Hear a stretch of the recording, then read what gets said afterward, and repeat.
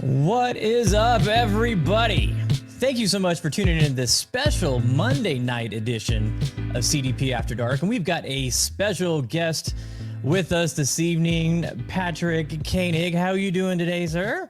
No, I'm doing good. No golf today. So I guess I could be doing better, but it's been a little bit without hitting that little white ball around. And, I'm starting to miss it a little bit. Are you like wiped out, like just like golfed out? No, I'm not. I'm not going. It was kind of a part of me, and so there was never a day where I said I don't want to play golf today. Not a single day, which is cool. I mean, I love it. Amazing. And you just can't. I can't get enough of it, and I think it's a good sign. I'm definitely a golfer through and through. There's not. I can't get too much, which was. I surprised myself a little bit, playing that much golf. You'd think I'd have been like, no more, but no, that never happened. All right, so for those that are listening, and I'm sure there's very few of them that actually know your story and what took place, why don't you give us just a quick rundown of what the RGV tour was and what you just accomplished this last year? Yeah. I guess it doesn't make a lot of sense without some context there.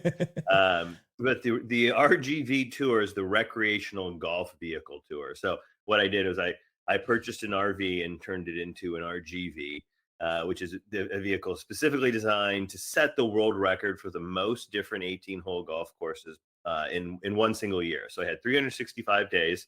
I had to play a different 18-hole course for it to count towards the number. The number that I was chasing was 449, was the existing world record. Blew it out the water. And I started on January 3rd, and on October 17th, I passed that mark in Denver, Colorado, at a golf course called Omni Interlaken. And on the 18th green, there's where I became a world record holder. And then I really stepped on the gas. I had had like 2 months left, and got that number all the way up to 580 different 18-hole courses in a single year. And that's the world record that I set this past year. And it's that's insane. That is so thank awesome. you guys. Thank you. Let's go. That is nuts. Yeah, it was a year filled with golf. And like I said, not once did I tire of doing such a ridiculous thing. Okay, so Joe's got like 400 questions, which we'll slowly just knock them off here throughout doing this. But what's your family life like to be able to just hop in an RV and take off, or career wise? But how do you tell your job, hey, not coming in until next year? Yeah. So this was my job. I'm a golf course photographer, so it fit in pretty nicely with what I do. Which is travel and take pictures of golf courses for a living. And so that it blended that in pretty nicely. I got some sponsors for the thing. So it was certainly a job in some regards. Not that I minded doing any of it, because I'm sure you guys got a lot of questions about how logistically I pull this off and all these different things. You'll find pretty quickly that it's a massive amount of effort. It could be classified as work. I didn't really think it was work at all, because I love to do it, but I was busy the entire year. And but you think about it, you're like, hey, it's a record that I think will not really be attempted to be broken. If somebody's going to attempt to break it, that would be, I would be shocked to see that. You got to basically say, well, I don't have anything to do next year, so you got a full year. And then I mean, somebody could do it without an RV. I don't see it happening without an RV, because there's a lot of benefits you get from that. So you got to have an RV and then a boatload of cash just to get after this record. And I had all of those things, and plus a desire to just go hard for it. And so I've got a girlfriend who was supportive of the idea. I got some parents, I got a sister that they all love the idea. And that's how I got kind of the stars aligned for me to do such a thing. If I had kids and, like a little 2 or 3 year old, there's no way I'm doing this. I'm like, Daddy's going to go play golf for a year. See you later. See ya. That's not cool.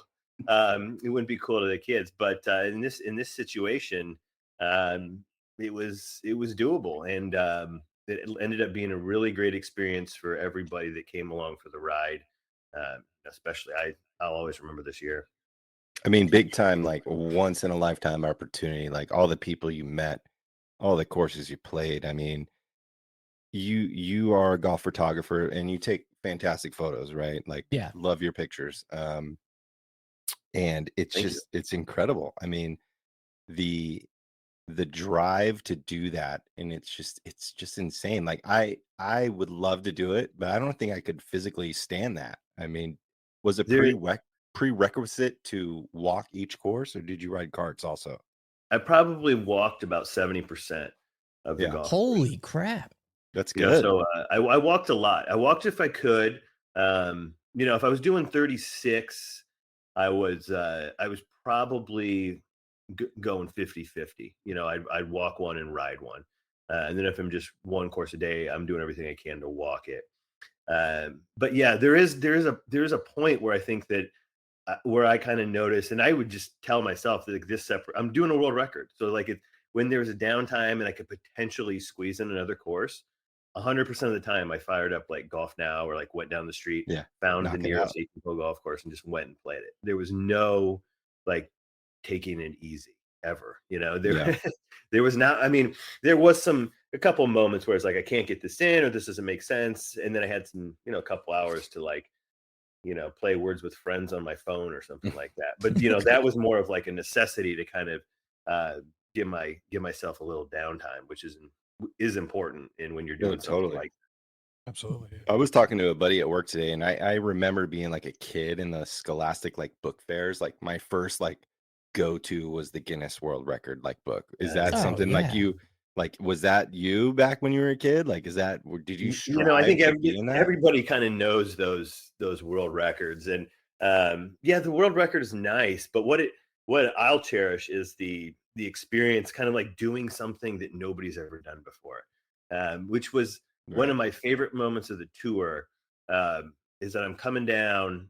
It's the 450th golf course, and I'm coming down, and the news is there. We're at Denver and Omni Interlock, and the news, like channel, I think it was channel 7 or 9, came out there, and they're interviewing me as I'm walking down like the final holes, and I'm like, dude, this is so. This is, all my friends are there and everything. It's like, I'm like, man, I feel like I'm gonna win a PGA Tour event. Yeah. One of my buddies is like Patrick. He's like, a lot of guys have won PGA Tour events. Nobody's ever done this before, and I'm like, Yeah. Where's oh man, Jim Nance? Where's Jim Nance? Damn it. Yeah. yeah, You I'm like, need man, some I get answers. goosebumps thinking, because it's like, that's true. You know, I mean, I'm not getting Yeah. $1 million of the paychecks that those guys get, but I'm the only person that's ever done this, and that was a cool thing. Then I got a little nervous and started slapping it around, but fortunately, I made like I think it was about a 4 or 5 footer for bogey, to save bogey after I was greenside in 2, which would have been horrible to make a double. But that was the finest bogey that I've ever made in my life, and yeah, made that putt, and then the guys, everybody pelted me with water balloons. Was the I idea. saw the video. I Yeah. saw that Video was video. cool. Yep. Yeah. Because Yeah. the kickoff was water balloons. When the first tee shot, they threw water balloons at me, so I figured we'd finish it with that. Awesome.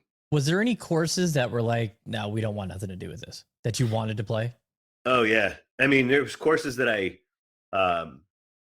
just kind of read the room, and you know, I don't even have, you know, I never had the privilege to be in the room, or the rooms that Shinnecock Hills occupies, and so but I knew well enough that showing up in an RV and filling up half their parking lot probably wasn't going to be like, they weren't going to be stoked about it.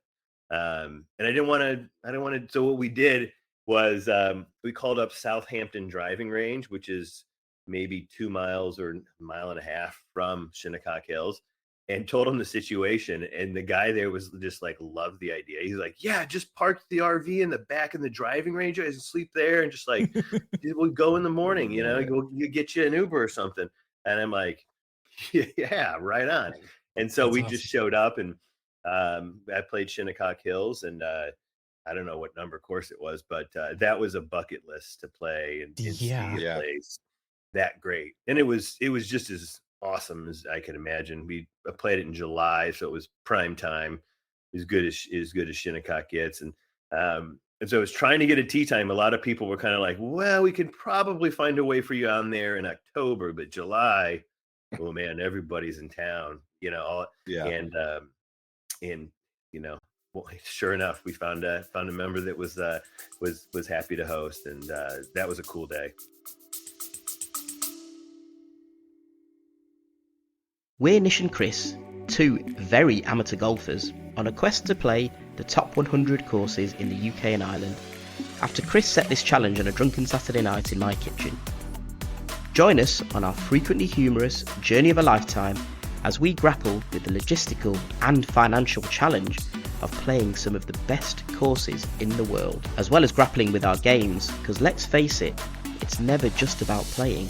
Sometimes the score matters too. Listen to the Top 110 Golf Podcast wherever you get your podcasts. I'm sure there was a bunch of members that were willing to host you, but I mean, before, how did you trek out the journey? Where did you start, and did you really map it out and try and figure out a big, there's a big conglomerate of golf courses in this area, I can knock out this many here, and then I can drive 10 hours. How did that work, logistically? Yeah, logistics is the never-ending task that I'm glad is over with. And I want to take more trips, but then I'm kind of like, I know the effort, so I'm just burnt out on planning these golf trips. So what it was, so I basically put together a spreadsheet with different states. And so well, first off, you got to figure out the routing. You get a big map of the United States, and you're where is it warm and when? You were basically a golf course architect at this point. You're building a routing. Yeah, you're building a routing. So you're like, all right, so what can I do in March? Can I go, how is Oklahoma in March? I don't know. Turns out you could play it. You'd probably be a little cold. And so I'm like, all right. So I came up with a plan to kind of go across the bottom half of the country, zip through some of those middle states after I got past Texas, and get over to Florida, and enjoy a little bit of the warmth. And then I headed up to, this was a little different than I had originally planned, but it ended up headed up to Chicago, then back down to South Carolina, up to Maine, and or New York. Then I did Finland and Sweden. This is summer. This is when it's summer, because I wanted the summer months to be on the East Coast, because there was a lot of really exciting golf for me. So much good golf there. Unexplored stuff too. So it was like, I want the best golfing weather. Summer, it's game on everywhere, right? It's golf season. Everybody's playing. But you got to pick where you want that to be, because you can't go everywhere. You're going to be in an area. So I picked the East Coast, and even did a little journey over to Finland and Sweden. Golf Gamebook was the primary partner and sponsor of the entire tour, and so they had me fly on over there, and met the folks that were supporting me along the way. I kept all my scores, everything, exclusive social content, and it was fun because people could follow along. People would be like, "Yeah, I get a text, nice double on 12 there, idiot," or whatever it is. And I was like, "Oh, I forgot on the course that people are looking at this stuff," and so they'd see, and a couple of buddies every day, they'd come and see where I played that day, and it'd be a fun discussion. So that was a fun aspect, and I can't say enough good things about the Golf Gamebook folks. A huge following overseas, and we did our best to put it in the hands of the golfers here in the U.S. And then, but then the routing went back across the country as the colder months crept in, and then I ended up in California, and then made a dash for the finish line up in Chambers Bay. And so that's the first piece of the routing that's big. So you kind of know when you want to be there. Then you have states, and then you have your dates when you're kind of like these weeks that I'm planning to get to these different areas. And then you're like, all right, that takes a while to figure out exactly how you want to do that. Yeah. And I wanted to have some flexibility into it. And then I opened it up, and so people start inviting me, and I get these invitations. And so then I have every state, I list the courses I want to play, courses, that I've been invited to. And I get a list. I start generating a list of courses when I get to these areas. And, obviously some states are big, and so you've got to figure out different areas of Florida. It's not just like there's 2 stops in Florida. You could get lost in Florida. You could stay there for 2 months. So I had to kind of plan that. And then you kind of, so when I get to a state, then you start picking the dates, and there I can spend 3 days in Orlando, I got to do some Jacksonville, and then I got to get to see Sawgrass. And then, so I would plan, we had a big event, and there were certain things that were like landmarks for me. So I knew I had to be there by this particular date, like Sawgrass. We did like players. We did a play day with Len Matisse. We were raising money for the first tee in North Florida, and Len was Len was running the show there, and so he invited us to come out. One of my followers, John, had seen what I was doing, and he knew Len and said, "Oh, you got to sync up." And so we did a cool thing there. So I was like, "All right, well, this is something that's going to be really fun, really cool. It's a great course with Len Matisse, if nothing else." And so I circled that on the calendar. Len ended up being one of my favorite guys that I've met on the tour. He's the nicest guy you'll ever meet. Almost won the Masters. I wish he would have, but he's I don't know how. I mean, maybe we wouldn't have met that would be my only worry is if he won the Masters, he would have been much bigger. But he certainly couldn't be any nicer. And he joined me a couple times on the tour, and so that was one thing that I circled. And so I kind of built out around that particular thing. So like I knew we had the trip to Finland when I got to New York, some of the things like that. And that's and then I kind of just filled it in. And then, like I said, if I had a gap or a day open, I would, just find something on Golf Now or something to play, know. Did you hit every state? I did 44. I didn't do a lot of the stuff that just didn't make logistic sense, like Montana and the North Dakota. Delaware got skipped. Iowa was a bummer. I wanted to play a couple courses in Iowa, but I had to move through. I had some stuff I had to get to. Was it always on top of your mind? Like, I just got to check golf courses off, or was it like I want to go play this place because I want to play this place, or was it like that doesn't make sense, I need to check this off? Like, was the end goal always in mind, or was it like that course looks really cool, I'm gonna reroute and I'm gonna figure it out? Yeah, I mean, it wasn't like I have to just hammer them all out. If it was that way, I would have just stayed in like Florida and played a bunch of junkers, But no, it's about the spirit of exploration. And there were some places for sure that I rerouted a large portion of the tour to speed up. When I found out that Sand Hills, their last day was like October 1st, I think it was. And so I was like, I gotta play Sand Hills. I wanted to play Shinnecock and Sand Hills were my two courses that I was like, I gotta play these two. I'd seen most of the other great ones in America, and so I rebooked it, and that was some drama to get over there. But I ended up, going out of my way to get to that course, and I had that experience. So there's some flexibility there. I mean, it's not. I mean, it's a full year, so it's not like you're just like mad, go, But you better play a golf course every day, or otherwise that's it's over. You're done. Yeah, you got to. If you can get 30, you should be able to get 36 in, especially in some of these summer months. I mean, come on, that's easy. What's the longest? Yeah. Oh, go ahead, Dan. I was gonna say, hey Patrick, go ahead. No, I'm waiting. Next question. Okay. Go down. I was gonna say, of all the states you visited, in your opinion, which state has the best golf courses you played? Well, that's it's California. California's got the best stuff. It's almost like two states too, so it's almost not really true. It's kind of cheating. I mean, and I don't think that many people are going to argue that when you start looking at all that it really has, just the volume of golf, the great golf courses that it does have, Monterey Peninsula right there. But then you start looking at other states, like who comes in second? Well, New York on Long Island.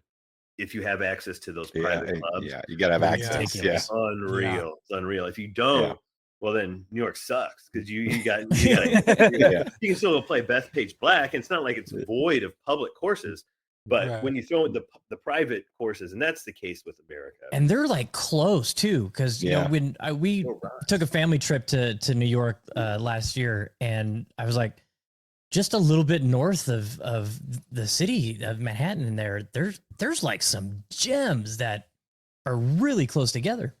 Yeah, they're all right there. I mean, you get up into Garden City, and there's Garden City Golf Club right there, and I even played Garden City Country Club. I think I played every golf course in Garden City, which was kind of a fun thing. Cherry Valley is a little gem. Bellport. I mean, these are places people don't know about. Yeah. Siwanoy, or like Engineers is a cool one there. Metropolis. These are courses that like I played that I thought were awesome. That because everybody's like, oh, Sabonic and Shinnecock Hills and National Sure. Golf Links, Friars Head. I played those too, but I was like, I just love digging into the stuff beyond that. And so I've Yeah. been there. Yeah. Oh man, for I got to sure. go back to New York, and I'm never going to be satisfied till I've played them all. And that's the fun thing. It's a lifelong pursuit. This is kind of a you scratch the surface. You play Yeah. 580 courses. You're just like I have There's What else more. is there? What else do we got? Yeah, Oh, and that's the thing. You probably found like some just super hidden gems like that. Yeah. Yeah, I mean, like, they're not. You go into these neighborhoods and these areas where there's people are passionate about their golf. They're not hidden to those people. The local Right. neighborhood people, No, they folks know what's in their backyard. yeah, But on a national scale, it's certainly somebody in California like me is not really, unless you're really into golf courses, you're not super familiar with Siwanoy, which you should be because it's freaking rad. yeah, And so that's the joy of this tour, is that if I were to go out there on a trip, I'd be like, oh, I got to play, the big names. If I can, I'm trying to get a couple big names and then throw in these names that I've heard, and that's my golf trip, and that's all good. But there's some Mhm. real treats that lie below that surface, and that was the beauty of hanging out for a bit and living there, and in my RV, and just it was all about finding golf courses. That was Yeah. it. That's That it's was it. huge. That's huge. I mean, like, I think so. We're based in Las Vegas, right? And we have St. George fairly close to us, and I think it's been in like most people don't know about it. I think it's been found out. The secret's Yeah. been found out, and it's kind of a bummer. But like It's the found golf out. courses I out posted. there are so sick. I Like that's just just like a posted hidden something area of the country. on St. George, um, and I think it's the dramatic landscape that gets you Yeah. Oh, guys. it's insane. so Nuts. Black, It's Black they're eye Desert candy is good. The golf so good. courses are, I mean, from a architectural standpoint, I mean, they're not standout level like there are a lot of other places, but they're good enough, and the landscape that they're in is very Just very awe-inspiring. attractive. The Yeah. Black Mhm. Desert, that new Black Desert Yeah. you got So there. good. Yeah. Yeah. Awesome. Copper Rock is amazing. a new one there. Yeah. Yep. Copper Rock's Copper great. Rock. Yep. And then Sand then the Hollow. Sand Hollow, and Yeah. what's the McClay kid? In Conta or in Entrada. Entrada. Entrada. Yeah. It's Yeah. a new The new redesign. renovation. Yeah. Yeah. Fun story about I played there when it was a Johnny Miller design, and the holes, there's a couple holes that go through the lava, and there's one hole in particular that has or it had so I'm playing it, and there's this lava boulder. It's not big enough to even know what it is from the tee shot, so it's kind of like you hit it there and you come and be like, oh, my ball was right behind it. So I took a picture of it and put it on Twitter, and it was like, what do you guys think of this? And everybody thought it was stupid. Funny enough, and David McClay Kidd joined in the conversation. He's like, I think that rock would look a lot better as a bunch of smaller rocks spread throughout the property. And I was like, oh, he wants to blow it up. That's hilarious. And so it's always fun having David join in on a Twitter topic and give his 2 cents. And Yeah. Right. so we appreciate that. But then about it was maybe 4 or 5 months later, it was announced that he won the contract to redesign the golf course. And so when I came back there this past year, that rock was no longer there, and it was I didn't see any remnants of it, but he spread it around pretty good, and those holes are much improved. They're much more fun to play. Yeah, it looks a lot better. He won renovation of the year last year, didn't he? For that, I think so. Maybe depending I on think who he did. depending on who you're talking to, but heck of a job turning something that was a little contrived and jammed in, and now into something that has Johnny Miller special. Yeah, some shot options. The Johnny Miller was they gave him a chance to do it. He's like, I don't want to do it. He's got other things going on now. Johnny's got a family, and he's doing his thing. But so it was cool to see McClay Kidd put his work out there, and it's always fun to see. That's what's so great about golf is like you've got these places like that place was fun to play before because where it was at, and it wasn't a bad golf course, but it was very limited. Now it's got options to play all over the place. It plays the firm and fast when I was there, and I just thought it was really, really enjoyable. And then the lava holes they were so penal last time and beautiful, but not really fun. And they are now. It's really cool. I think DMK like it inspires like a lot of like joyful holes with some creative like shot options, and I think Dave McClay does a great job in that. But Yeah. I'm curious because you've played probably every course architect that we have in America. Like, who is your top-notch like golf architect? They're all I love them. It's hard to say my very favorite, but it's tough. I know. I will. McClay Kid is great. He's my favorite out at Bannon Dunes, and it's fun to watch these guys go because then you watched him he did Tethero, which is arguably is freaking hard. I want to play it so bad. They softened it though, right? Did you play it before and after? I played. I don't know if I haven't seen it softened, but can't imagine how much they would soften it. Okay, but I want to get there though. It ended up softening McClay Kid's approach to golf because then after that he did Gamble Sands, which is like, I mean, the bounces towards the hole almost everywhere you go if you're playing with the head on your shoulders and you know what he's doing. That course is wildly fun and very scoreable. Like you can walk off there. I walked off there with a 69 once, not even knowing I was close to playing 70.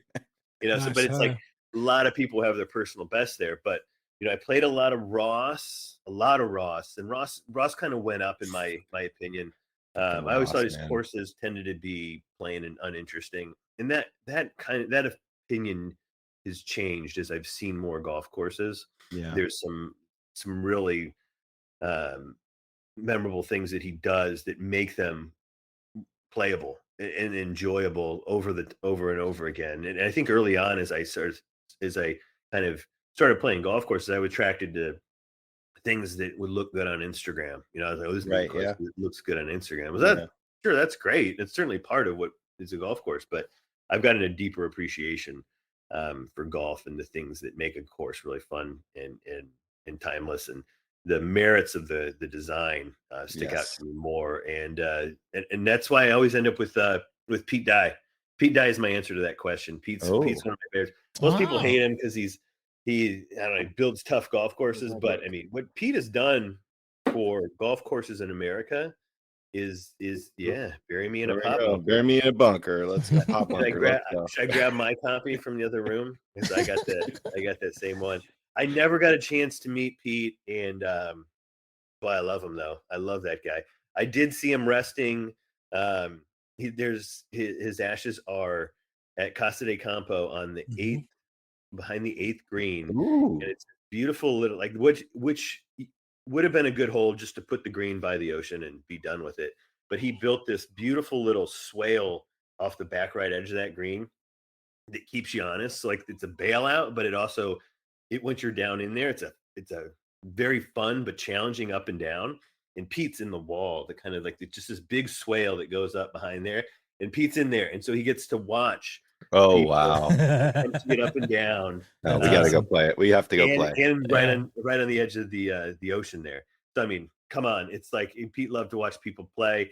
It's a great resting spot for Mr. Dye, and I feel like I know him. I'm sure that I love his designs, and I feel like that's what a contribution to golf. What a Totally. man, to give us these treats that will be enjoyed.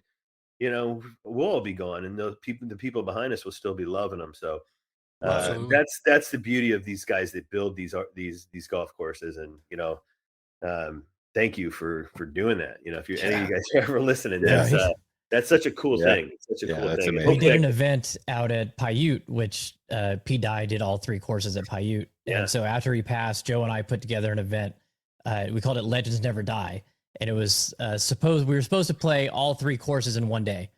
And to do that out here, it's got to be in the summer. And so we reached out to a lot of people and said, hey, we're going to do raffles. You want to? And we made it a pretty fun event, but COVID happened and they shut down one course. And so we only got to do 36, but man, it was an absolute blast. And so many people still talk about that event for us, That's where we actually met Dan.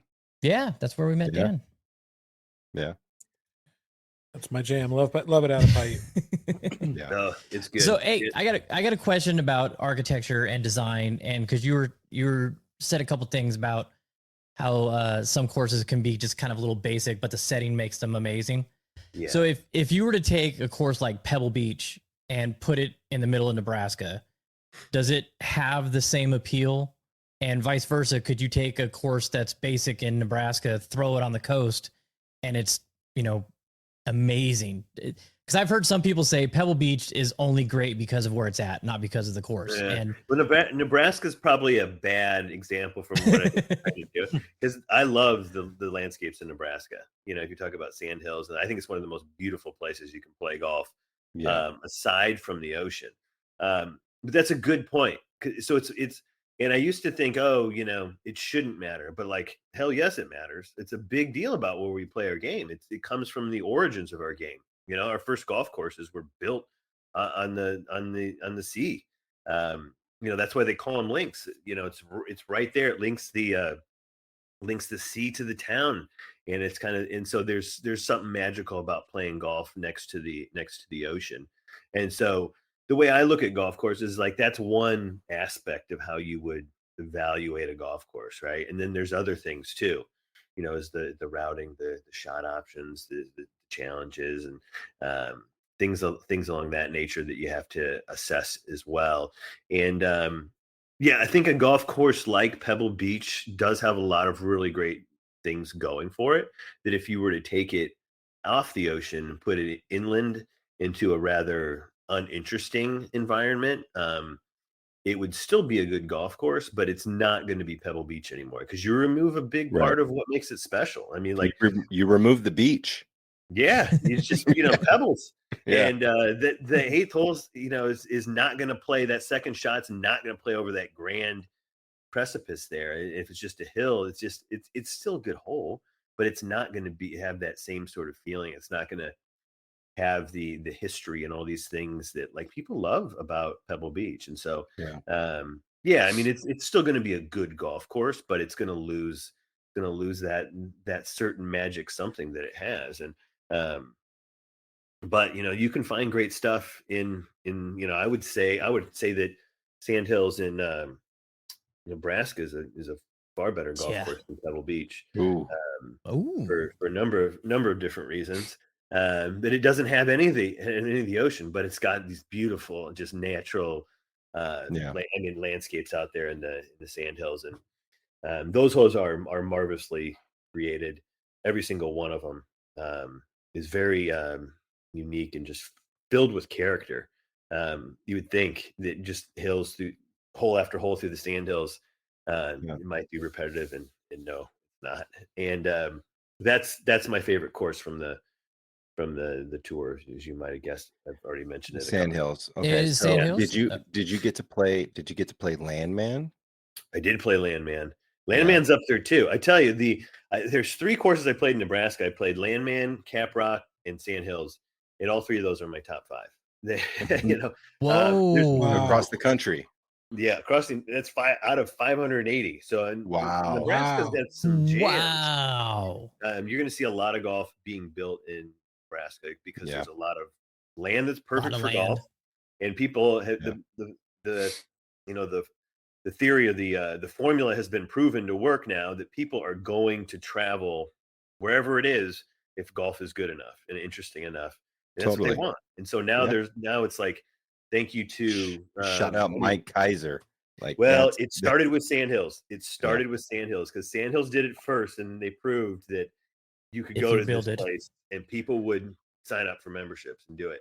And then right on the tail end of Sandhills came along Mr. Kaiser, who man, he put the nail in the coffin, and that was the biggest development in golf and golf architecture, I don't know, in the past 50 years, I might say. Such a massive leap to bringing back, ushered in an age of all the new architects, right? And gave them all the place to prove their chops, right?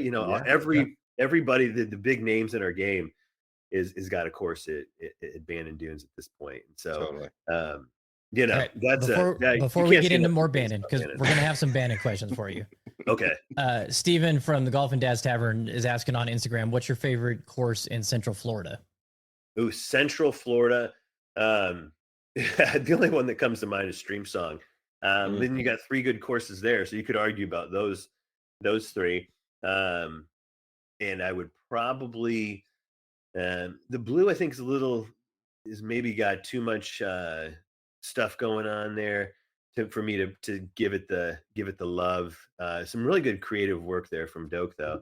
The red is always the right answer. But I love that piece from Hans there with like a lot of the throwbacks to some of the the punch bowl hole and some of the big bold landforms he used there. So I'd probably go with the black course out there. And I think they're building a new shorter par 3 or something I read. But Well, think so, yeah. I know they have what's the gauntlet? Oh, that's the putting green, and then they have what's the one that's just it's like chain? 7 holes, but they share a couple greens. It's just it's right by the black clubhouse. I don't know. It's I been a bit honestly, since I've been to I Stream think Song. Cabot Citrus Farms might be coming for Stream Song pretty soon. Oh yeah, Cabot's good. I haven't been there yet. They just opened that, and Yeah, I gotta Monday. get out I think there. it was Monday. I think it was today. I think today was opening day. I mean, Kyle Franz, fucking that dude is he's up and comer. So Yeah, there's a lot of good guys like that, Yeah. that do really good work, and they, most of them. I mean, if you do the math, they come from Pete Dye, one Right, way yeah. or another. One way or another, Yeah. yeah. All right, so Bandon, we're going back to Bandon in August. Cool. How many rounds did you get there on the tour? Got them all. There's 5 courses. 5 courses. I didn't play the preserve because it wouldn't have counted. It needs to be 18, 6,000 yards. But I played them all, and boy, I love that place, man. It's there's really no arguing when I say that it's the very best golf resort in America. And I've been to every golf resort of substance. I haven't been to a couple. They're the new ones that are kind of coming up. But there's no way that anybody jumps in and takes the lead from Bandon Dunes. It's just there's too much good golf. I mean, too much great golf for anybody to even come close. In the position they hold now with the lot of the amateur events, the USGA putting some events on there. It's just further solidifying their place as just one of the greatest places to play golf in the world. And they were part of my first tour when I did it in 2018, and I love them. And they had me back with open arms for the world record, and they were kind of like the penultimate stop right before I went to Chambers Bay to finish it up. All right, give us 1 through 5 your rating. Everybody, and we say this about everything.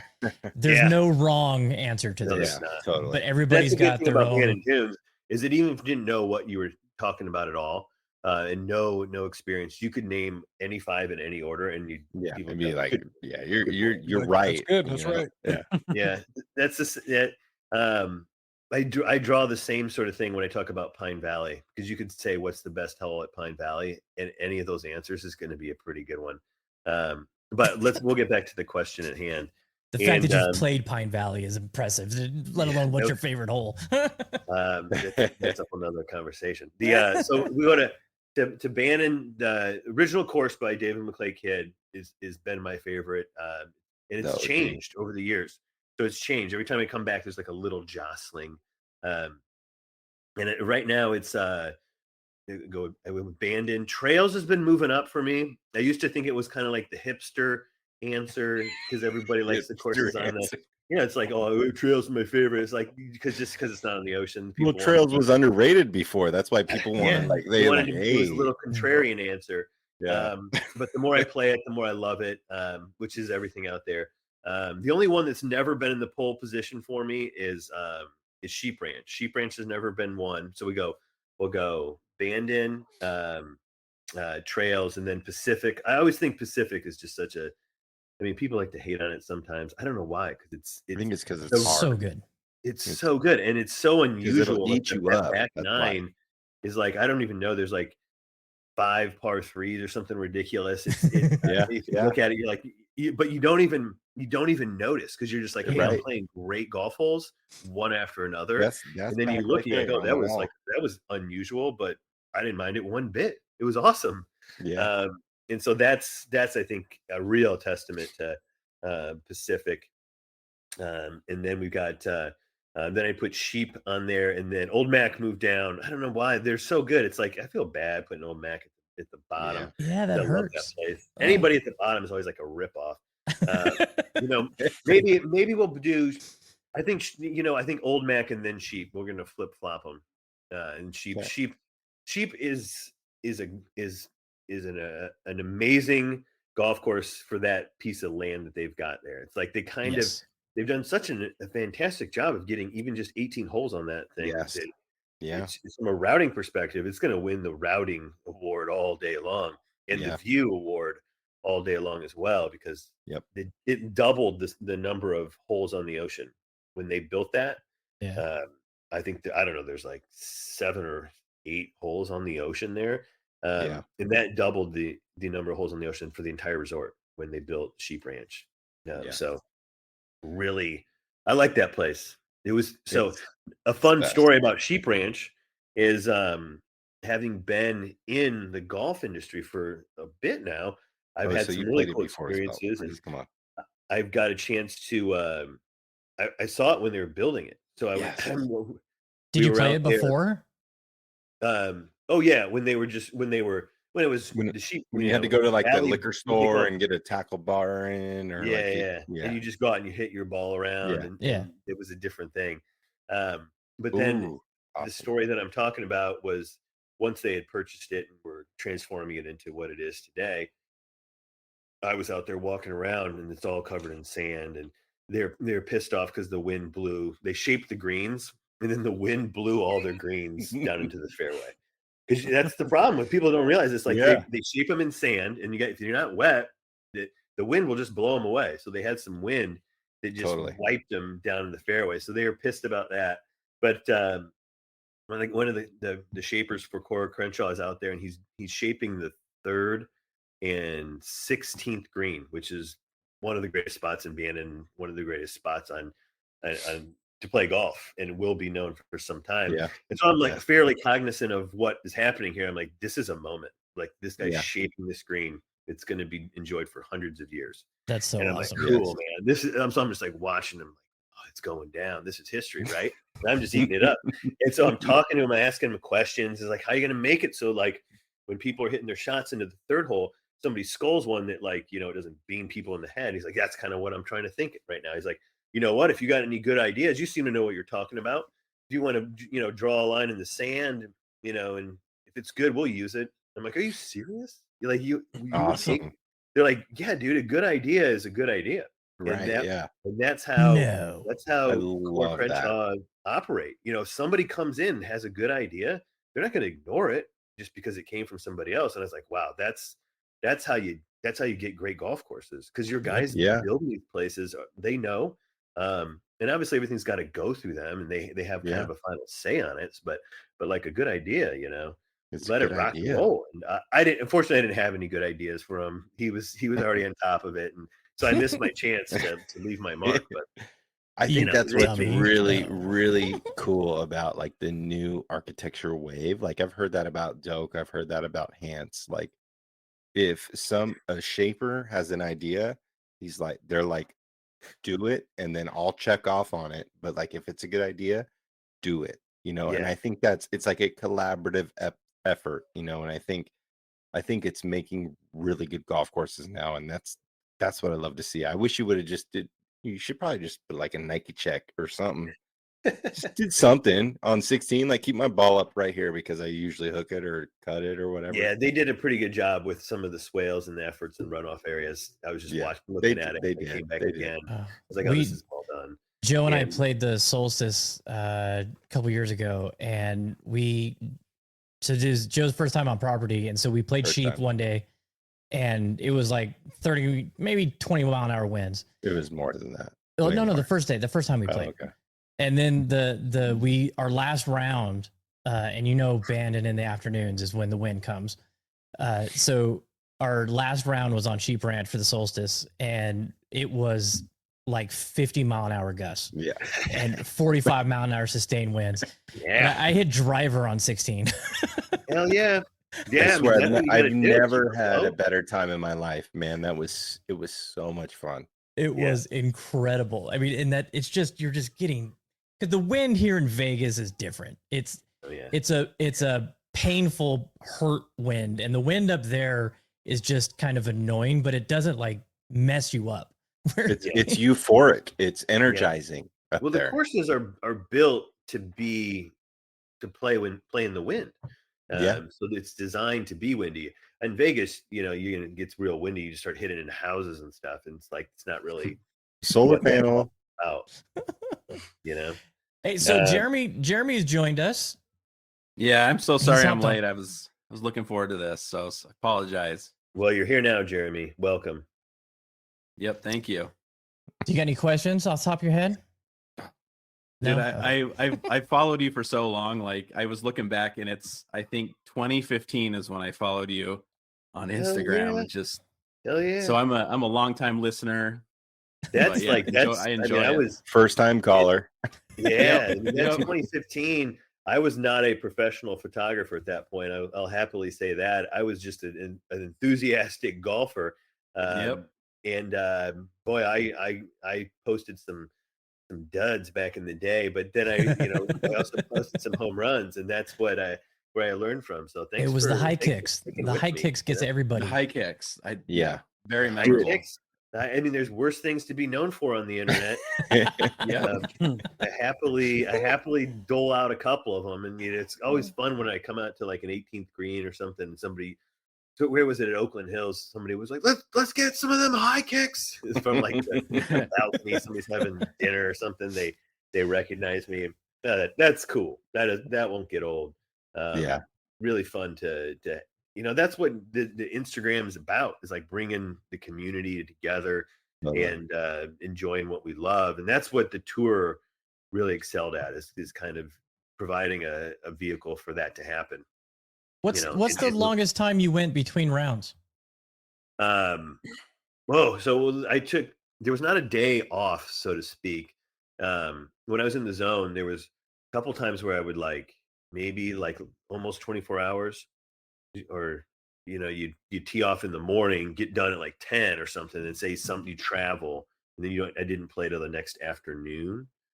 So that's the only thing. But there was a one break where I'm the photographer, or one of the photographers, I should say, for the Tiger Woods Invitational in Pebble Beach, and I'm hired by USLI, who's the title sponsor, to come out there and take photos. And they invited me. I'd done it once previously, and they invited me again back to come and do that. And I was like, "Oh, I'm doing this world record thing." It's like, but that's Tiger Woods. And so I said, "All right, I'll do it." This is the only thing I cleared my calendar for, to do that. And boy, I was glad I did, because it's always so much fun. You get to hang with the big cat a little bit.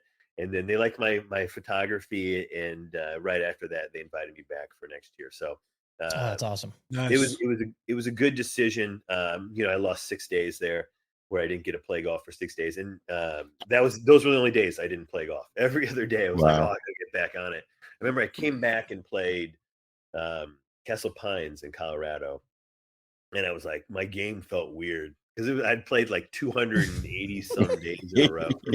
And then took 6 days off, and you're wrecked. 6 days off, and it was like a year. I was just like, "Oh my god, I don't even know where the ball is going." By the back nine, it was starting to come back, and then the next day I did 36, and I was off to the races after that. But it did feel like a long time. Man. How many miles did you put on the RV? 35,000, just under 35,000. So not as many as people. I would have people guess, and they would always guess like 50 or 80 or something absurd. It's not, because like sometimes you drive around the entire country, but like I'm not driving that much every day. I don't drive 2 hours every day. I'll sit there for Bandon, I was there for like a week, not going anywhere. Like 4 or 5 days. So there's some concentrated areas where you can kind of hammer out a bunch, like Palm Springs and Scottsdale. You don't need to drive a whole lot to play a lot of golf. And you only had like one breakdown, right? I feel like it was following, right? I had one breakdown per day for the first 30 days. Damn used RV. We had I wish I should have the list, but if I go through the list of things that broke in the first 30 days, the air conditioner, the water, the stairs, the door, the electronic stabilization things on there. Those are all important things that broke, and it was just like one after the other. And there was one moment where I wake up and I'm like, I'm gonna go to Fort Worth. I got to drive to get. And I got a tea time or I don't somewhere in Texas. I had to drive, and I go to take down the stabilization jacks, and just like all these alarms start going off. I'm like, what the hell happened? I don't even know what it was. We chased it back to like it was a big electric component thing. We had to change out I forget the name of the whatever it was. Maybe I blocked it from my mind, but like, and so I had to get a guy out there. He comes and he fixes it. We had to like manually jack this thing down or up so I could get my wheels on the ground and drive. And I'm like, all right, we got this fixed. I'm like, it's up. It's still broken, but like, I'm just not going to use it. Oh, all right, away we go. So I go up and then I step on the steps to like get in, and the steps just rip clean off. I just remember, I was like, "Mother!" And I just fucking just yelling in the parking lot. Piece of crap. It's a brand new RV. That's the thing. It's not like I bought it. Yeah. It was a brand new RV. We bought it because we figured things like this wouldn't happen. Yeah. Right. Yeah. Totally. Fortunately for me, everything broke, and that was so. I kind of learned out what happened. It makes sense. So 2020, the pandemic comes along. Everybody wants to be in an RV, creating unprecedented demand for RVs. And so the RV people are like, let's cash in. And they just start slapping them together, right? Yep. It hastily putting these RVs together. And every single problem that I had was traced back to like, oh, they could have just done this and it would have tightened this thing or done this or like not hammered this nail into this wire. You know, then I wouldn't have to deal with that. And it's stuff like that. So it was like it was part of the journey, but there was times where I was like, it was expensive to fix these things too, especially to fix them on the fly. Shout out to Golf Gamebook. They never lost faith in the whole process. And like, right at the beginning, I'm like, guys, stairs are gone, the AC is off. We're getting locked up on things, and they're just sleeping on a slant. Oh God, yeah, you know, I mean. Anyways, some things didn't break. The slide outs never broke. I was deathly afraid of those slide outs snapping off. That would have been real bad. Those things stayed strong. Shout out to the slide outs, and the engine in there was new. And so nothing horrific happened. I did rip I wouldn't say that. I ripped the exhaust off the bottom of it in the parking lot of Indian Wells, which was my problem. And I don't know why the tailpipe was kind of sticking out. And if you can go on Twitter, you can see I had to hire somebody calling while I'm playing the golf course, to get somebody out there to fix the exhaust, because I don't really know what's wrong. I know that it's mangled underneath the RV. He ends up cutting off the exhaust. And so I'm driving around with the exhaust. It's loud as hell. With the exhaust in the living room. I'm just like driving around. It's just like I'm on a hot rod. This thing is like sending everybody, including myself. I'm driving. I'm like, this is insane. From course to course. And then I found somebody in Palm Springs to do some exhaust work. Only one guy in Palm Springs that did it. He was free within the next couple of days to. And it got a nice little chrome tip on the end. So it was like, not cheap, but, there you go. Nice. Crap like that's just, little fuel to the fire. You're already trying to do 36, and now you got to deal with an exhaust pipe. Which is not small, and you have an RV in your living room. Did you keep stats of everything golf wise? Like birdies, pars, golf balls used? People want to get into it. There's you can get into all the goodness on the Golf Gamebook app. It's it's all there. It's every single score along the way. I can tell you how many times I missed a fairway to the left, which wasn't all. I was pretty good with the driver. Driver was dialed. I mean, what was your average score? 77. Oh, baller! Whoa. Pretty good. Pretty good. So what did your handicap start at, and what did it end at when you were finished? It went 4 to scratch. Oh, yeah. I was at like plus 0.2. And that's a traveling index, right? That's not the local club index. That's hey, I'm a scratch anywhere in America. That's playing in everything from like 7s to 13s. and all the grasses, Yeah. Mhm. fescue, Bermuda, Bermudas, rye, bent, fescues, all these things. zoysia. And Zoysia is my I'm favorite. playing in bunkers that are, have an inch and a half of sand to no sand. Yeah. Surprise, you're getting off Yep. of concrete. So, that's what's kind of fun about it is I got really good at dealing with all the different Interesting. things I Yeah, I didn't saw. even think about this until right now. Like you saw everything, and you Everything. probably became a better golfer. And I preach this all the time. I'm like, don't belong to one place. Go play everywhere you can because it's going to make you a better golfer. Play in the wind, play in the rain, playing this, playing that, because it's going to make you better in the long run. And Sure. you did that. I did exactly that. There was nothing that stopped me. If it was raining Yeah. or windy, I was like, I didn't like it when it starts raining because I'm like, I'm going to play in it no matter what. Mhm. And I did, I had some good fun in some of those Did- sideways storms. Did you ever have a round that you couldn't finish? There's one. My only weakness is lightning and snow. It's a Snow good is my weakness to have. weakness, too. We woke up to snow one day, and my buddy who's traveling with me at the time was like, "We're not playing golf today." I was like, "Fuck, we're not playing golf today." And we get up, and I was like, "Oh, it's snowing." Well, we're gonna have to drive. We're gonna have to drive down this hill, and we found a golf course down the bottom of the hill that was, no snow on it. So we solved that one. But Tamarisk, not Tamarisk. Yeah, it starts with a T. There's Taconic and Tamarisk, and there's another one it sounds like those. It's not those because I'm looking at Taconic now, which is one of my favorites. Um, but it outside of is in New Jersey, and we played the front nine, and then the lightning came, and we couldn't get that back nine in. I already done 18 that the morning, and we had time to get it in, but it was lightning, and people that especially like Florida will know this, that when it's all automated, it's not like the Yeah. guy in the pro shop saying you can't play. It's done Sirens. by the service that basically puts a horn out there that if once it Mhm. strikes, the horn sounds, everybody's got to get off the course. And then if there are no strikes after 30 minutes, you can go back out and play. But every time another strike happens, it's detected in the area, it resets the counter.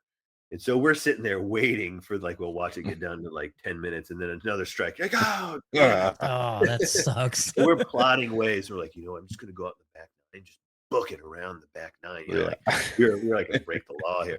And then we start like walking out. We're like, maybe, and then they were like, it's shut down. It's closed. And we're like, okay, this is not going to happen. And that was the only, which is something, right? That's is the only crazy. round. Yeah. Yeah. There's I thought for definitely a sure there would couple be like times- 3 or 4. Oh, there was another time where at Ballin Isles where it was like I was walking to the parking lot because I was like, this is never going to go. The lightning thing, it looks too bad. And then as I'm walking to the parking lot, the alarm to come to like literally everybody there had left.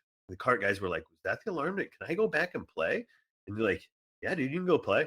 You might get it in. And I had like, I don't know, I think 11 holes left to play.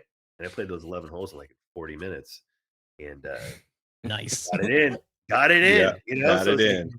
That was a good day because it was it would have been really good if it went as it planned because when I showed up they had put me on the tee sheet with Brad Faxon, and I was like, "You're playing with Mr. Faxon?" And I was like, "Brad," and they're like, "Yeah." I was like, Yeah. "Sweet, let's tee it up." And then the whole rain thing came, and they went.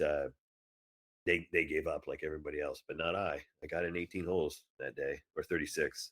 Yeah, That's awesome. You are a true soul golfer, my friend. man, What size t-shirt do you wear or hoodie do you wear? I might have something I gotta send you. Oh, I've got. I'm like a medium or large. I think I can Okay. do. Okay. I'm gonna message you and I'm gonna send you something. All right. All right. Joe's our But resident soul golfer. I'm a soul golfer. Do you consider yourself a soul golfer? Yeah, I mean, if there's, it's part of my. I feel like I've coined the phrase, right? Like a soul golfer is like, I don't necessarily care about score. I care about the moments. I care about spending time with friends. I care about experiences and the moments and hitting Unless really there's cool money on the shots. line. And I've developed into a soul golfer. Absolutely. yes, you gotta clip that one, and we're soul golfers, man. So okay, so this is a prerequisite. This is a prerequisite for becoming a soul golfer. Have you cried on the golf course? Oh yeah. Yes. Oh, hey. So Yeah, I cried first time I saw number 16 at Bandon Dunes is I cried when I saw that hole. Where did you I cry? did not. I made it cry because I was my score at that point the first time I saw it. I didn't know it was second inning. I've had a couple good reactions, and I've been fortunate enough to get some inspiring spots. But the one that got me was the when you come across, you're playing Cypress Point, and you come across, Ooh. the 16. 18-mile drive there, or 17-mile drive, and then you walk over and you see 15 there, and the birds are there, the waves are crashing. I just started laughing. It was so insane. I'm like, why am I dude, here? come on, I guys, can't believe come this is on. happening right now. Yeah. Like, do we're I playing deserve golf this? here. Like, this is an unbelievable place just to like hang out. You'd think this is some sort of Shangri-La, Yeah. but we can hit golf balls to that freaking green. It's just Yeah. like, oh my gosh. And that's not even the 15 is just like getting warmed up, because then you gotta go Yeah. play 16 and 17. Oh, you're out of your mind. Yeah. That Yeah. one's really Big inspirational. tearjerker there. That's the one that'll get you. And then everybody remembers the first time you saw Amen Corner, if you've been to the Masters or actually played the golf course, which is much more rare. No, Yeah. have you played it? I haven't. Oh. You working on that? I think I'm going for my goal is just to play the top 99. I'm not even aspiring to get out there. It's out of, I've seen it. I played it in my head, and I'm going to count that good enough. And if I leave this earth without playing it, I'm totally fine with it. Yeah. But there are a couple that I certainly want to play. I still got I think I'm at 94, depending what list you're counting at. But I've got a handful of on the wish list. I didn't check them all off. I'll never run out of them. Yeah. Peachtree's at the top of my list now. Oh, Peachtree looks so sick. Yeah, I've got That's in Atlanta, right? Yeah. Yeah, Out Yeah. by north of Atlanta, Atlanta. yeah. I've got a tea time at Peachtree already. Oh, Or at least a buddy's trip. We're gonna hit some gems. if you need one, I'll fly out. Just let me know. Yeah, it's full. It's full. Yeah, I glommed on. I was like, I snuck. And they were telling me about the trip, and I'm just like, dude, you need to come. You need an extra guy. Oh, you're in. Oh, okay. So Peachtree looks like the. It looks so good. Yeah. Yeah, it's kind of one of those too that they're real low key. They don't, really low key. You're not taking pictures when you're out there, Yeah. but you're just enjoy the round, I don't think, and there you don't see a lot of pictures because they're just not out there, and they're not, that's not what they're about. It's about them. Yeah. But I've talked to Augusta National members that say Peachtree is a better golf course. I believe it. Yeah. Whoa. I believe it. Wow. And but I've played better golf courses than Augusta National. I don't know if I'm qualified to say that, having not played Augusta National. I better keep my mouth shut. But there's a consensus. You look at the rankings, and they kind of come a little bit more in line with the new school of thought. And Augusta's like 7 or something like that. I think it's more about the experience and the nostalgia. Oh, it's not yeah. Don't get me wrong. I know what. The magic at Augusta is legit. I mean, it's real. It scores off the charts in that particular that feeling is like, how are you going to play 16? You can say whatever you want about 16 as a golf hole. I don't think it's very special at all when you look at how many courses have that type of green in that hole. But when you start thinking about Tiger Woods chipping in, right, that moment, you're like, dude, this is as special as it gets. Yeah. So it kind of that history and watching those on TV transforms that place, especially. And it's still one of the best golf courses in the country. That's the thing. It's like when you start talking critically about these golf courses, I love them all, and I think they're all fantastic. But if you're gonna figure out what separates National Golf Links from Shinnecock Hills, like, you might have to say something that's not glowing about a place that is one of the best in the world. And that's, don't get me wrong, I'm thrilled to play every single one of these. And I always tell people I've never met a golf course that I didn't like, but some I like more than others.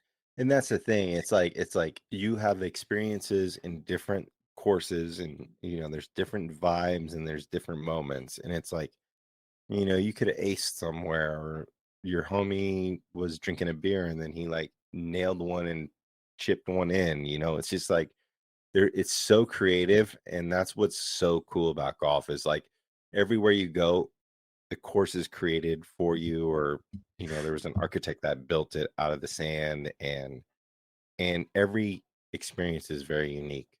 Yeah. And that's Speaking what's of so aces, good about golf. did you have any aces? I'm aceless. As I stand here, lifetime aceless. I should have 3 is what I should have. But that's, whatever. Given my skill level and just sheer number of attempts. That's what I was thinking. Like, you should have had by now. I would have. Yeah, you should have one. I've got some good non-ace stories. I had one when I was, and this is one of many sob stories. In my first one that it was in high school. It was a high school match, and we were playing in the wind. And I grew up in Indiana. It doesn't get particularly windy all the time, but this day is real windy. And I remember hit this 7-iron. I was just like an idiot kid, just hitting. I had this 7-iron, just bombed it like way up in the air on this like 100 and some yard hole, and it comes straight down into the hole, goes into the hole, and we didn't really realize what happened. It popped straight up, and so we get up on the green, and there's pieces of the cup all over the place, and we were like, oh, it landed in the hole and bounced out like directly out. I don't even know. Oh. I've never seen anything like that happen. I don't even know how you do it, but I did it. I smashed up that cup, and that was a that was a dumb one. I've had 2 that I brutal, where they're like on the edge, and I just blew them in. That was a 1.5 on the scorecard. 1.5 exactly. Yeah, there's some dumb ones, but how many edges have I burned? I do know that I put a dozen golf balls inside of 2 feet on this tour alone, and that's kind of the mark of like if you hit it to 2 feet, that's the skill mark, right? You're not. I don't care how good you are. You're not dialing it inside of 2 feet. Maybe if you're Tiger in his prime, but Rob's the rest is a chiming little in. luck. And even if you do take the world's best iron striker, Tiger Woods, in his prime, who went like something like 17 years without getting a hole in one. So that should show you how much. Hey, I have one, and I'm terrible. So it's luck. I mean, you gotta have some skill, but it's so much luck. There's a lot of luck. Fun about it, man, because it's like anybody can get them, and it's sometimes it can happen any day. It can happen any day, any round, anybody, any shot. It's lightning striking. It's one of the great things we have in our game is that you can achieve perfection for a moment, and then it's over. You're going to play the double on the next hole. Yeah, then you got to buy your friends pizza out at where did we go? We were out at Reynolds Lake at Koenig in Georgia, and that's where Matt made his ace on the preserve. And he took us out for pizza. Which one at the preserve there? The preserve. Oh, what hole? Yeah. What hole was it? 12? No, it was on the front. It was 8. 8? Yeah. Oh, that's the one with the pond on the left there? Yeah. Yep. Oh, nice ace. About 150-yard shot. Yeah. Right? It was 160 is what I hit. Yeah. Yeah. Okay. Yeah. Nice. That's a good ace. Yeah.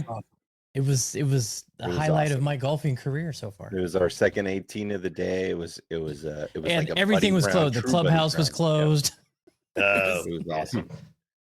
Nice. Didn't get to celebrate too much, but congratulations. That's a cool ace.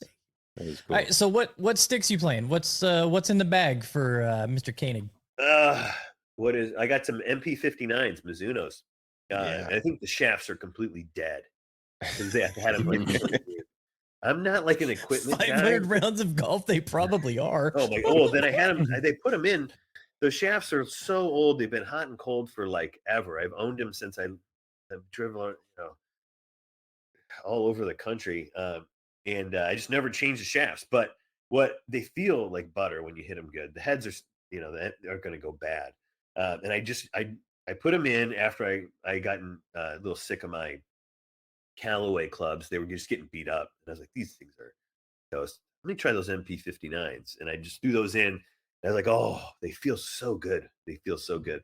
I know how to work them really well, and I don't hit them far, but I know how far they go. And so, I mean, come on. Like when we talk about distance, we're not talking about distance. We're talking about distance control. We're talking about, and if you talk to any tour player, and you tell them what do the guys that win on tour, they are masters at distance control. So if you're trying to hit your 7-iron, I don't care how far you hit it. You're trying to hit it the same distance Yep. every time. Every time. That's where you can actually get good at golf. If you hit a 7-iron 190 yards and blast over the green, like, dude, that's bad. You know, if you hit it anywhere Yeah. from 190 to 160, you have a 30-yard gap in there. Like, you're not going to Yeah. score. You Yeah. will sometimes, and you can impress your friends with some distance, but no, it's about distance control. it. It's hitting the same shot every time. And I got pretty good at that. I'd hit a shot and I'd be like, that's short right. Or I'd be like, oh, that's probably a little left and long. And so I kind of knew where it was going. So I got dialed, but nothing, like tour level dialed. But we play enough golf, you kind of get a feel for your game. Totally. What's the woods? What drivers? Oh man. Yeah, I've got a Titleist in there. The RS2 or I don't even know. TSR. Yeah, the TS2, and it's I hit that thing so good. The best I've ever hit a driver. The folks at Club Champion dialed me in the Open when it was at in Boston in 2022, and they put that driver in my hands. I took it with me, and man, I think I hit 70% of the fairways, which is like tour level. Yeah. Good. Yeah.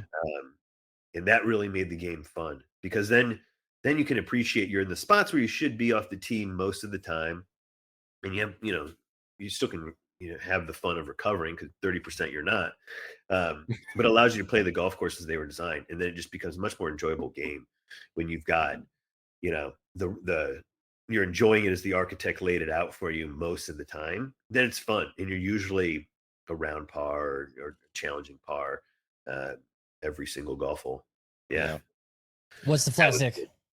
And then I've oh man, I've got a Toulon Portland model, the flat stick, my best bud. Got that back in 2018. It was the first run of the Toulon. Somebody said and I don't know if you guys are equipment dudes, but yeah, I was playing with somebody and they were like, dude, you could sell that for like $3,000. I'm like, what are you talking about? It's like, I didn't even know it was that expensive of a putter. But I guess it was one of the original runs. Pre-Callaway. Yeah, and now they all have Odyssey on there. Mine just says Toulon. So that makes it valuable. I'm like, well, I'm not selling it. It's cool that it's got a little thing to it, but no, I think people. I know this. That people can think that they can get better by changing their equipment, and there's a little bit of that, but it all comes down to your belief in the equipment, right? And so I said, instead of just needing a new putter to believe in my putter again, I was like, I'm just going to stick with this one, and we're just going to be badasses together. We're gonna change that sort of thing. I'm not going to have doubt in my man, my guy by my side. Like, let's just go all in and just be.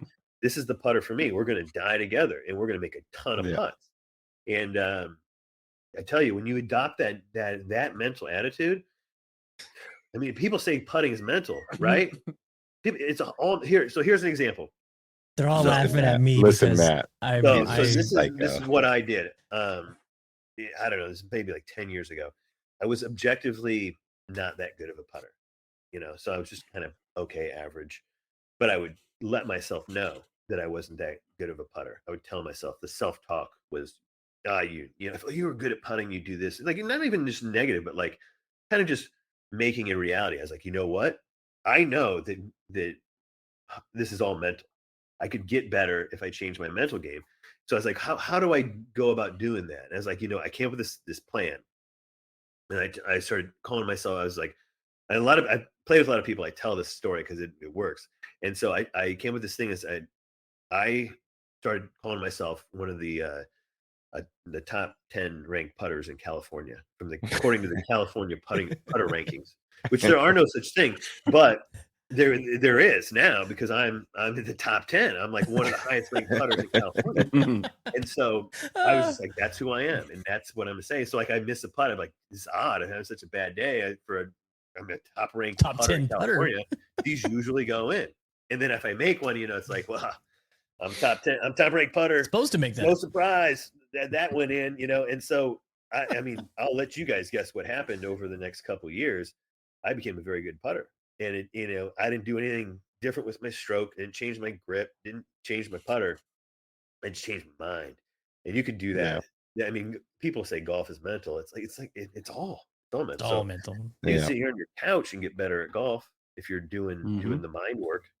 Love You it. got to find a way to take it to the course too. So that Mhm.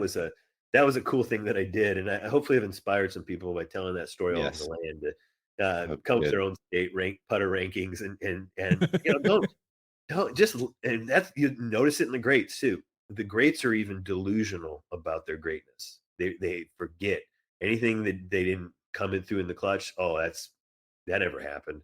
They just Yeah. forget about it. Yeah. Jack was one of those. There's some documented things about Jack denying things that were true just because didn't fit the plan. Not me. Didn't fit. Yeah. And there's nothing wrong with that. I mean, yeah, he's one of the greatest, arguably Yeah. the greatest. So Yeah. take a page from that book. Yeah. Big time. So what's next? How are you going to top this? I don't know if I ever will. Which is okay. More golf and travel. I'd love to, there's some international destinations that are, making me curious. I have yet to go to Australia and New Zealand. I don't know if I'm officially 1080. well Yeah. versed, if I have yet to see Royal Melbourne and, the new Terra and Terra and some of the courses out they've got in New Zealand that just need to be seen. So Yeah. I love those how you said Terai with like I don't even know. hesitation because nobody else knows how to say it. But Nobody knows. It's too new. It's too new. We can say whatever we want at this point. Yeah. But hey, that's part of the fun. It's like this journey never ends, and we Yeah. can go all over the It takes you globe. to some incredible places, man. And we've got, the thing is, we started building golf courses at a mass scale in the 20s, and we're just catching up to what's already been done. And then Yeah. there's new stuff that's being built too, Yeah. and there's the history, and it's just like never ending. So it's a Never lifelong ending. pursuit that I've stumbled Totally. upon, and that warms my heart. It kind of gives me like a purpose, and it's like, yeah, I can do this till I'm dead, and hopefully, I mean, I don't take any of this for granted. The ability that I have to take pictures of golf courses for a living and Yeah. do cool stuff like this. And this is my dream, and I'm gonna hold on as tight as I can to keep doing this. I don't need a lot in this world, but this tends to make me happy, and I feel like it's my purpose and sharing this story with and sharing golf and Yeah. with Love others. love to hear that you're enjoying it, man, because we sit there and talk every week. Like me and Dan, we're big golf trip guys, and so is Matt and Jeremy. And I can't wait to see these guys face, or Jeremy's, it's gonna be his first time at Bandon in August, and I can't wait to see his face. Like that's like Mhm. my whole, like I'm super excited just to see his face when he steps on property. Yeah. But me and Yeah. Dan, we talk about it all the time. We'll send photos of yours or Marsh's or Golf Hawks or whoever it is, and Yeah. just like we Well, got to get here, and it's just like it's a never ending quest.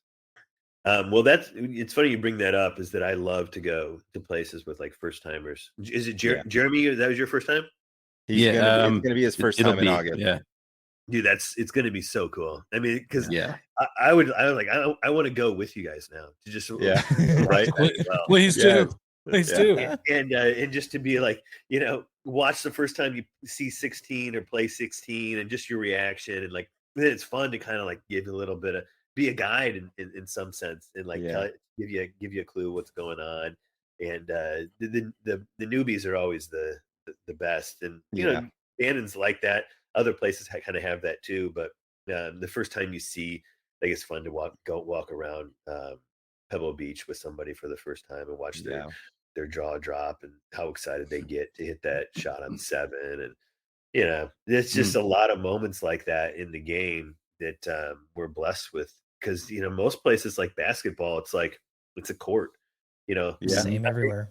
it's the same sort of thing, and obviously it can be different depending on the level of the championship. The NBA finals is obviously a big deal and feels a little different, but like, we've got that sort of NBA finals for just everybody and everywhere. And there's all those different types of courses for different people. And it doesn't have to be Pebble Beach. I know for me growing up, it was Sycamore Hills in Fort Wayne, Indiana. That was my Pebble Beach as a kid.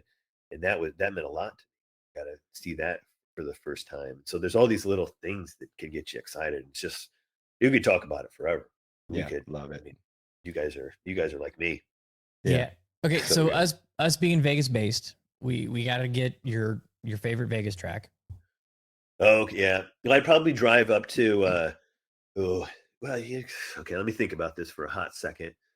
And there I'd are like wrong answers here. So Shadow Creek was in the driver's seat. Um, and then it kind of fell off a little bit the second time I saw it, because I've seen a lot of Fazio's work, and it felt very familiar. Yeah. And then I do love the energy that the wind provides, because you're right next to the strip. Like, you can feel the heat from the town right there. Paiute, the Wolf Course out at Paiute would probably be in there. I don't know. You counting Coyote Springs? of course. Yes. Yep. That's one of our That one favorites. is so good because they haven't built homes on it yet. And it's funny because I took some great photos out there, and the developers they didn't want to share them because they don't like the look of the empty lots. And I was like, well, I think it's beautiful without those homes on Really there. makes the course stand out. So a little update for you. They in April they're gonna approve the water rights, and they might be building the next course, which is a Pete Dye Jack. Oh, they're going to build combo. another course there before they They're even built supposed homes? to. Yep. Well, They're supposed that to. would be cool. As long as they don't put homes up there. I know that doesn't make sense from a developing standpoint, but I love that place because it's like that. And then I always tell people, I played South Shore Country Club. I thought was South Shore is good. dang good. Was Good dang Nicholas good. course. Real good. Yeah, and Nicholas gets a bum rap. He's got some good designs. We have I have a buddy who used to work at the Nicholas Academies. His dad actually runs them, and he was out here in Vegas for a little while, and he said that when Nicholas built that course, he was pissed. Coyote Springs. It's angry Jack Nicklaus golf, because there's not a flat lie on that golf It'll course. eat you up, man. I tend But to that's like what makes it fun. I tend to like the courses that are hard. Yeah. I mean, I never complain about it because it's golf. It's like, oh, this is really hard. So what? Who cares if it's really tough? Maybe that's why I like Pete Dye. And What's the hardest course you've ever played in your mind? Ooh, Pine Valley is ball buster, man. Pine Valley is really tough, but there was never one where I thought it wasn't fair. Bethpage Black is really tough. Spyglass is probably up in that conversation. There's probably a couple other that elude me, but Bethpage might be it. Well, the hardest course I ever played was definitely Bethpage, and we did this thing. My buddy Brody Smith. You guys might know Brody. He's He's a disc golfer now. But he was when he was a golfer, we were like we were pals, and we were hitting up the YouTube stuff, and we were doing all. And so we got a tee time. We had the last tee time before the PGA Championship, a couple 3-4 years ago, when it was at Bethpage, and we're sitting there like, what should we do for the YouTube video? And I was like, well, how about we put our right foot in the rough, and with the right foot in the rough off the back tee, meaning that you're tipping it out. We played it a couple hundred yards longer than the PGA Championship did, which was stupid. So we go back, and the rough is so long. When you take your driver back, you'd actually hit the rough. So I'm like, dude, why are we doing this? But we did it for YouTube, and it was just absolutely miserable because I hit 3-wood into, I don't know, at least a dozen of the par fours. And there's not many more than that. But it was just so brutal. It was windy and rainy, and that was definitely the hardest round of golf I've ever played. Brody would second that for sure. I didn't break. I don't think I broke 90.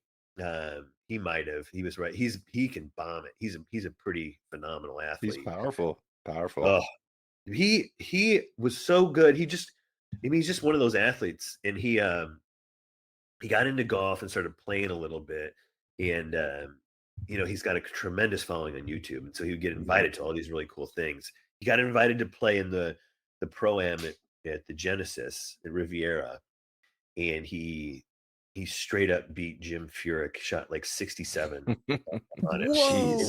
Nice. In the practice round. Wow. Obviously, the next day he shot 79 or something. But when he gets hot, he's really good. And I don't think Jim liked that too much. No. But yeah, Jim's one of the all-time greats, and that's kind Yeah, of a cool totally. thing. That's something to hang your hat on. I'm Yeah. constantly Absolutely. trying to get Brody to come back to golf. He'll come around. He'll come back. I think he will. I think he'll get back.